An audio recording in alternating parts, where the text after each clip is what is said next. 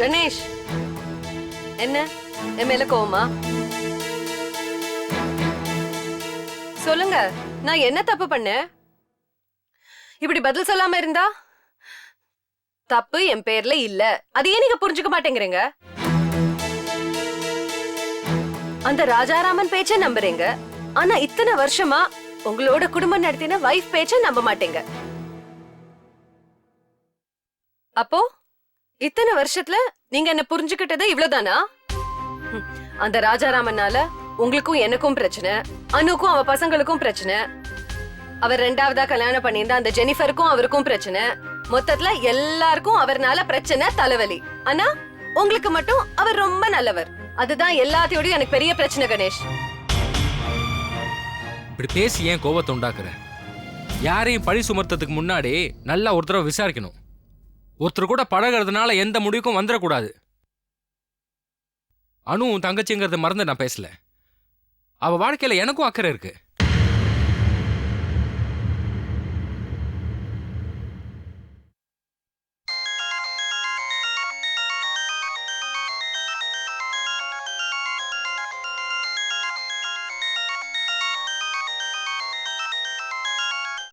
Hello Jennifer, நான் கணேஷ் பேசுறேன். சொல்லுங்க சார். உங்களை கொஞ்சம் மீட் பண்ணுமே. என்ன சார், அர்ஜென்ட்டா பேசணுமா? ஆமா. சரி சார், ராஜாராமன் சார் ஆஃபீஸ்க்கு வாங்க, பேசலாம். ஆஃபீஸ் வேணாம் ஜெனிஃபர். நீங்கள் ஒன்று பண்ணுங்க, ஆஃபீஸ் ஃபைல்லாம் முடிச்சு ஃப்ரீயான அப்புறம் சொல்லுங்கள், நான் வந்து மீட் பண்ணுறேன். Sir, any problem? கொஞ்சம் பர்சனலாக பேசணும். சரிங்க சார், நீங்கள் ஈவினிங் எங்கள் வீட்டுக்கு வாங்க, அங்கே பேசிக்குவோம். Thank you Jennifer. இப்ப எதுக்கு ஜெனிஃபருக்கு ஃபோன் பண்ணீங்க? உண்மையை தெரிஞ்சுக்க. உண்மையை சொல்லாம பொய் சொல்லி மறைச்சா என்ன பண்ண போறீங்க? ஏமாந்து தான் திரும்பி வருவீங்க. நான் ஜெனிஃபரை நம்புறேன். என்னது, நீங்க ஜெனிஃபரை நம்புறீங்களா? That's really funny. எனக்கு சிரிப்பு தான் வருது. நீங்க என்ன நம்பல, ஆனா யாரோ ஒரு ஜெனிஃபரை நம்புறீங்க. That's okay. போங்க, போய் மீட் பண்ணிட்டு நல்ல ஏமாந்து திரும்பி வாங்க. All the best Ganesh. ஐயோ ஐயோ.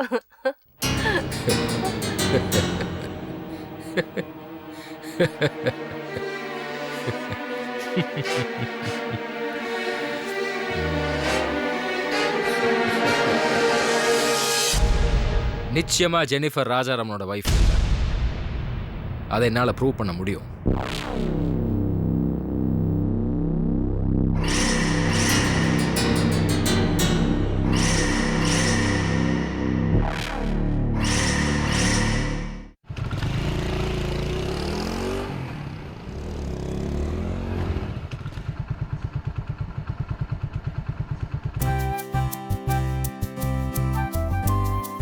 Hi uncle. மெயில் பாக்கறதே. ஜெனிஃபர் வந்தா இந்த கவர் கொடுத்துருங்க. என்ன கவர் இது கார்த்தி? ஸ்ரீநிதியோட போட்டோ கொடுக்கல இல்ல, அதான். ஸ்ரீநிதி லெட்டர் கிடைச்சதும் நாங்களும் ஸ்ரீநிதியை தேடாம விட்டுட்டோம். நீ எடுக்கிற இந்த முயற்சியில கண்டிப்பா அவ கிடைப்பா. அப்பா, நம்ம உண்மையா ஆத்மாத்மா தேடினாலும் ஸ்ரீநிதி கிடைக்கலனா நாம தான் பழிச்சொல்லுக்கு ஆளாவோம். ஏன் கார்த்தி அப்படி யார் தப்பா பேசுனாங்க? எனக்கும் அம்மாவுக்கு தெரிஞ்ச பாட்டி கூட அன்னைக்கு நானும் அப்பா அம்மா 3 பேர் வீட்டுக்கு போனப்ப என்ன சொன்னாங்க தெரியுமா? உங்க பையன் கிடைச்சிட்டான், ஆனா இன்னும் ஸ்ரீநிதி கிடைக்கலையேன்னு கேட்டாங்க. அப்ப பழிசொலுக்கு ஆளாயிட்டோம்னு தோணுச்சு. அந்த பழிசொல் தீரணும்னா மனசுடைஞ்சு எங்கேயோ போன ஸ்ரீநிதிய நம்ம கண்டுபிடிச்சு ஒப்படைச்சே ஆகணும். அப்பதான் அந்த பழிசொல் தீரும். அந்த கடமை உனக்கு மட்டும் இல்ல, எனக்கும் உங்க அம்மாவுக்கும் இருக்கு. சின்ன வயசுல செல்வியை தொலைக்கலனா இந்த நிலைமையே இல்லையே. அப்பா, அம்மா கூட நானும் தேடுறேன், எனக்கு ஒரு போட்டோ கொடுறான்னு கேட்டாங்கப்பா. பாவம், எங்க தேடி அலைவாங்கன்னு தான் நான் தான் வேண்டான்னு சொல்லிட்டேன். அம்மா கஷ்டம் எனக்கு புரியுதுப்பா. அம்மா யாரு முன்னாடிலாம் அவமானப்பட்டாங்களோ அவங்க கிட்டலாம் ஸ்ரீநிதி கூட்டிட்டு போய் இதோ ஸ்ரீநிதின்னு சொல்லணும்ப்பா. ஏன் கார்த்தி, யாரோ ஒரு பெரியம்மா ஸ்ரீநிதியை பத்தி சொன்னாங்கன்னு சொன்னியே, அத மனசுல வச்சுக்கிட்டு இப்படி சொல்றியா? ஆமா அங்கிள், அவங்க கேட்டதில் நியாயம் இருக்கு. எனக்கு அவங்க மேல எந்த கோபமும் இல்ல. நாம தேடலாம் அவங்க நினைச்சிடக்கூடாது, அதுக்காகத்தான் நான் இவ்வளவு செஞ்சுக்கிட்டு இருக்கேன். இன்னைக்கு அம்மா மனசு முழுக்க ஸ்ரீநிதி மட்டும்தான் இருக்கா. அதை யாராலையும் மாத்த முடியாது. அங்கிள், பால் அங்கிள் அங்கதான் இருக்காரு. கார்த்தி, அந்த பாட்டி இதுக்கு முன்னாடி உங்ககிட்ட எப்படி பேசுவாங்க? அவங்க ரொம்ப நல்லவங்கப்பா. பாலு அங்கிளையும் மீனாட்சி ஆண்டியும் பாத்துக்கிறாங்கன்னா அவங்க எவ்வளவு நல்ல மனசுக்காரங்க. அம்மா மேல தப்பு இருக்கு, இல்லன்னு சொல்லல. ஆனா அம்மா தான் செஞ்ச தப்ப உணர்ந்துட்டாங்கங்கிறத பாட்டி இன்னும் புரிஞ்சுக்கலையே. அவங்கள மாதிரி நல்லவங்க அம்மா ஒதுக்குறது என் மனசுக்கு ரொம்ப கஷ்டமா இருக்குப்பா. அதனாலதான் அங்கிள் ஸ்ரீநிதி தேடி கண்டுபிடிச்சு அவங்க முன்னாடி கொண்டு போய் நிறுத்தணும்னு சொல்றேன். ஸ்ரீநிதி பழையபடி அவங்க அம்மா கிட்ட போனா அம்மா எவ்வளவு சந்தோஷப்படுவாங்க. அதை பார்க்கணும்ப்பா அம்மா முகத்தை. அவளையே படாத கார்த்தி, ஸ்ரீநிதி மனசு மாதிரி கண்டிப்பா வருவா. சரி அங்கிள், நான் நிறைய இடத்துக்கு போக வேண்டியது இருக்கு. நான் வரேன் அங்கிள், வரேன்ப்பா. டேய், கார்த்தி பேரன்னு தெரிஞ்சதும் அதை வெளியே காட்டிக்காம அம்மாவால எப்படிடா இருக்க முடியுது? பெத்த புள்ள உன்னையே தூக்கி எறிஞ்சவங்களுக்கு பேரன் பாசத்தை பத்தி என்னடா கவலை? பாசத்தை புரிஞ்சுக்காதவங்க கிட்ட இதை விட நீ வேற என்ன எதிர்பார்க்க முடியும்? இல்லடா, அம்மா பாசம் உனக்கு புரியாது. என் மேல உள்ள கோபம் என் பிள்ளைங்களை எப்படி பாதிக்குது பத்தியா? கார்த்திக்கு தான் பேரன்னு தெரிஞ்சா கார்த்திகை பத்தி நீ ஒன்றும் கவலைப்படாத. உனக்கு 2 பொண்டாட்டி இருக்கிற விஷயம் தெரிஞ்சா கூட அவன் நிச்சயமா உன்னை வெறுக்க மாட்டான். ஏன்னா அவனுக்கு அவங்க அம்மாவோட உண்மையில பாசம் அதிகம்.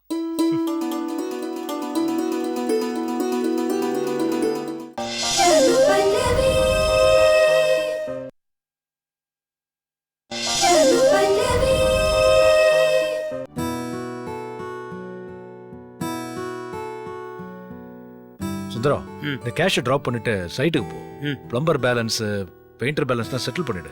ம். அப்புறம் பாலுவை பாத்தியா? ஃபோன் பண்ணியிருந்தான். வீட்டிலேயே சும்மா இருந்தா போர் அடிக்குது, ஏதாவது வேலைக்கு அரேஞ்ச் பண்ணுன்னா. ஏன்டா உனக்கு என்ன பிரச்சனை, நம்ம ஆஃபீஸே வேலைக்கு வந்துடுறேன்னு. இல்லை வேணாம், நான் வெளில எங்கேயாவது வேலை பார்த்துக்கிறேன்றான். ஏன் இங்க வந்து வேலை பார்த்தா என்ன? அவன் கௌரவம் ஏதாவது குறைஞ்சு போயிடுமா? அது வந்து அம்மாவுக்கு பாலு இங்கே வேலைக்கு வரதுல இஷ்டம் இல்லை.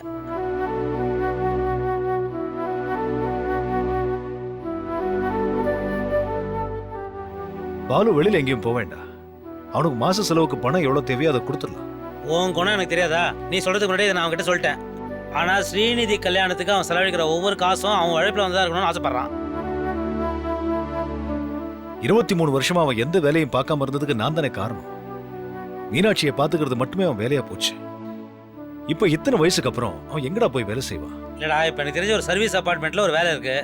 பாலு அதுக்கு போவானான்னு அவனை கேட்கணும். சுந்தரம், செல்வி பேர்ல இன்சூரன்ஸ் போட்டிருந்தேன். அது இப்ப மெச்சூர் ஆக போகுது. கிட்டத்தட்ட 15 லட்சம் ரூபா வரும். அதை பாலு கிட்ட கொடுக்க வேண்டியது உன்னோட பொறுப்பு. நான் கொடுத்தேன்னு தெரிஞ்சா அம்மாவும் பாலுவும் ஒத்துக்க மாட்டாங்க. கவலையே படாத, அதை கொண்டு போய் சேர்க்க வேண்டியது என் பொறுப்பு. போதுமா? சரி, ஜெனிஃபர் எங்க? எங்க? Hello sir, good morning. 100 ஆயிரமா உனக்கு? இப்பதான் உன்னை பத்தி பேசிட்டு இருந்தோம். ஐயோ, அவ்வளோ வருஷம் இருந்துனா இன்னும் கஷ்டப்படணுமா? நீ ஏன் கஷ்டப்பட போற? நல்ல பேரோடையும் புகழோடையும் அமோகமா வாழ போற. இந்தா. என்ன சார் இது? ஸ்ரீநிதியோட போட்டோ. கார்த்திக் உங்ககிட்ட கொடுக்க சொன்னா, கொடுத்துட்டேன்.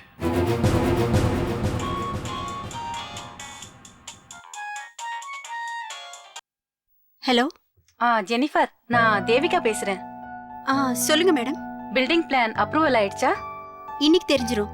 ராஜாராமன் சாரோட டிஸ்கஸ் பண்ணிட்டு எப்போ ஆரம்பிக்கிறதுன்னு நான் உங்களுக்கு சொல்லிடுறேன். Thanks Jennifer. அதுக்கு முன்னாடி உங்ககிட்ட கொஞ்சம் நேர்ல தனியா பேசணும். ஃப்ரீயா இருக்கும்போது கொஞ்சம் வந்துட்டு போறீங்களா? ஒரு நிமிஷம் சார், தேவகி மேடம் என்ன பார்க்க கூப்பிடுறாங்க. நான் போயிட்டு வந்துட்டுமா? இன்னைக்கு மிஸ்டர் ஜெயச்சந்திரனோட அப்பாயின்மெண்ட் இருக்கு. சரி, நீ போயிட்டு வா. நானும் சுந்தரமும் பாத்துக்கிறோம். சரி சார். மேடம், நான் இப்பயே கிளம்பி அங்க வந்துடுறேன். வாங்க ஜெனிஃபர், உங்களுக்காக நான் வெயிட் பண்ணிட்டு இருக்கேன். சரி மேடம். ஓகே ஓகே சார், நான் கிளம்புறேன். சரி சுந்தரம், நீ கிளம்பு. என்ன நீ இப்போ கிளம்பினாதான் ஜெயச்சந்திரன் சாரை பார்க்க முடியும். வா, சேர்ந்தே போவோம். வா.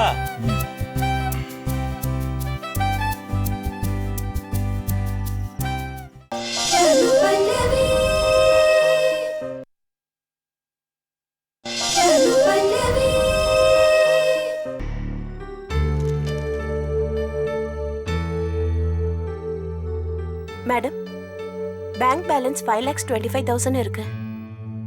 ஜெனிஃபருக்கு எவ்வளவு செக் கொடுக்க போறீங்க? டோனர்ஸ் எல்லாமே அடுத்த மாசம் தான் செக் கொடுக்கறதா சொல்லிருக்காங்க. அதான் நானும் யோசனை பண்ணிட்டு இருக்கேன். மினிமம் 5 lakhs கொடுக்கணும். சரி, அப்போ முதல்ல 5 lakhs கொடுத்துருவோம். அதுக்கப்புறம் அடுத்த மாசம் டோனர்ஸ் எல்லாம் செக் கொடுத்ததுக்கு அப்புறம் பேலன்ஸை கொடுத்துடலாமே. சரி ஜெனிஃபர் வரட்டும், பேசி பார்ப்போம். ஆ, ஸ்ரீநிதி, அந்த நர்சரி கார்டன் கம்பெனி சாப்ளிங்கெல்லாம் செக் வந்துருச்சா? வந்துடுச்சு. அது அக்கவுண்ட்ல டெபாசிட் பண்ணதா அந்த 25,000. சரி, அப்போ அக்கவுண்ட்ல பேலன்ஸ் ஒன்லி 25,000 தான் இருக்கும். ஏன் மேடம், நமக்கு இப்போ வேற என்ன செலவு இருக்கு?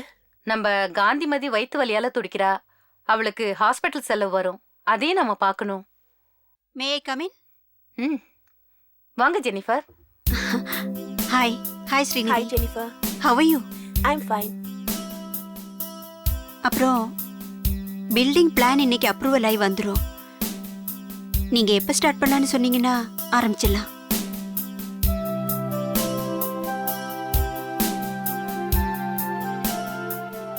ஜெனிஃபர், ஃபண்ட்ஸ் கொஞ்சம் கம்மியா இருக்கு. அதான் அடுத்த மாசம் ஸ்டார்ட் பண்ணலாம்னு முடிவு பண்ணியிருக்கோம். ஒன்றும் அவசரம் இல்லை, எல்லாம் ரெடி பண்ணி வைங்க. ஆரம்பிச்சா எந்த தடங்களும் இல்லாம முடிக்கணும். அதாம்மா நேர்ல பேசலான்னு உன்னை கூப்பிட்டேன். ராஜாராம் சார் எதுவும் தப்பா எடுத்துக்க மாட்டாரே? என்ன மேடம், என்னை விட சாரை பத்தி உங்களுக்கு நல்லாவே தெரியும். அப்புறம் இந்த பில்டிங் ஃபண்டுக்காக தெரிஞ்சவங்க கிட்ட எல்லாம் ஃபண்டு கலெக்ட் பண்ணி வச்சிருக்கோம். ஓ,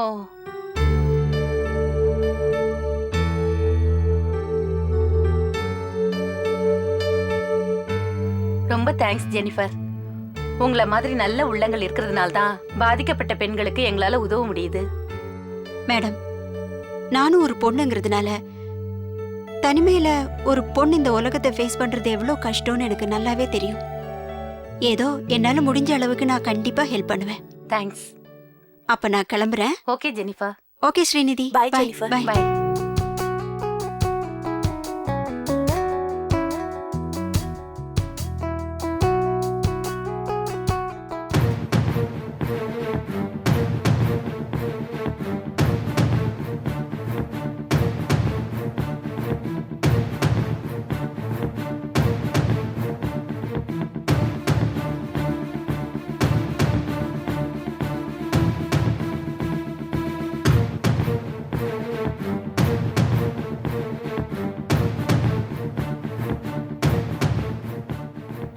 என்ன இங்க நின்னு யோசிச்சுட்டு இருக்கீங்க? ஒன்றும் இல்லை ஸ்ரீநிதி, எனக்கு ஒரு சந்தேகம். உங்களால மட்டும்தான் தீர்த்து வைக்க முடியும். என்னால முடிஞ்சா கண்டிப்பா தீர்த்து வைக்கிறேன். உங்களை பத்தி எனக்கு எந்த தகவலும் தெரியல, தெரிஞ்சுக்கணும்னு ஆசைப்படுறேன். உங்க வாழ்க்கையில் ஏற்பட்ட சம்பவங்களை தெரிஞ்சுக்கணும்னு ஆசைப்படுறேன். இதான் உங்க சந்தேகமா? ஏன் ஸ்ரீநிதி, நான் தெரிஞ்சுக்க கூடாதா?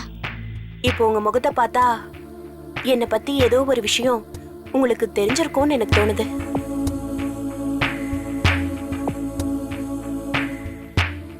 அப்படிலாம் ஒண்ணும் இல்ல, சும்மா தான் கேட்டேன். நல்லாவே சமாளிக்கிறீங்க. உள்ள வரப்ப இருந்த உங்க முகம் இப்ப என்கிட்ட பேசும்போது வேற மாதிரியா தெரியுது. சொல்லுங்க, என்னை பத்தி உங்களுக்கு என்ன தெரியும்? நான் உங்களை பத்தி உங்ககிட்ட கேட்டா நீங்க பதிலுக்கு என்கிட்டயே கேக்குறீங்களே. சரி, ஒருவேளை என்னை பத்தின உண்மை ஏதாவது உங்களுக்கு தெரிஞ்சிருந்தா தயவு செஞ்சு நான் இங்க இருக்கிற விஷயத்த யார்கிட்டயும் சொல்லிடாதீங்க ப்ளீஸ்.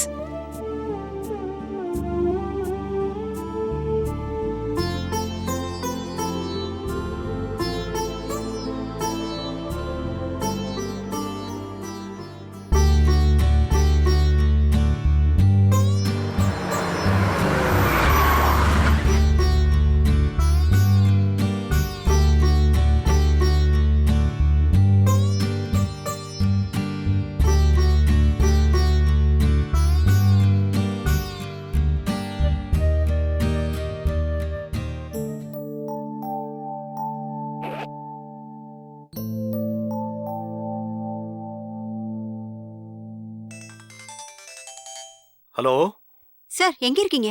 ஏன் ஏதாவது முக்கியமான விஷயமா ஜெனிஃபர்? ஆமா சார், நேர்ல தான் சொல்லணும். சரி, நீ எங்க இருக்க? நம்ம ஆபீஸ்ல தான். நானும் ஆபீஸ்குள்ள தான் வந்துட்டு இருக்கேன். ஓகே, சீக்கிரம் வாங்க. Okay okay.